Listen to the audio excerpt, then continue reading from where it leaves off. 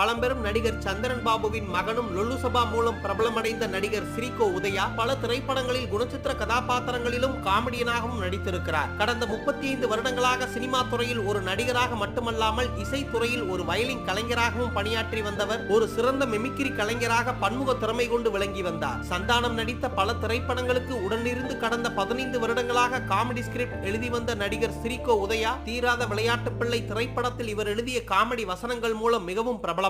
ராணுவத்தில் அழிந்தவனை காட்டிலும் ஆணவத்தில் அழிந்தவன் தான் அதிகம் போன்ற பல பிரபலமான டயலாக்குகள் இவரின் கைவண்ணத்தில் தான் உருவானது. பலரையும் சிரித்து ரசிக்க வைத்த சிரிகோ உதயா கடந்த சில ஆண்டுகளாக சர்க்கரை நோயால் அவதிப்பட்டு வந்ததாகவும் அதன் காரணமாக நேற்று ஓமந்தூரார் அரசு மருத்துவமனையில் அனுமதிக்கப்பட்டிருந்தவர் சர்க்கரை நோய் முற்றியதால் வலதுகாலை எடுக்கும் நிலைக்கு தள்ளப்பட்டிருக்கிறார். என்னதான் திறமை இருந்தாலும் வறுமையின் காரணமாக மிகவும் இக்கட்டான சூழ்நிலைக்கு தள்ளப்பட்டிருக்கும் சிரிகோ உதயாவுக்கு பலரும் தங்களது ஆறுதல்களை தெரிவித்து வருகிறார்.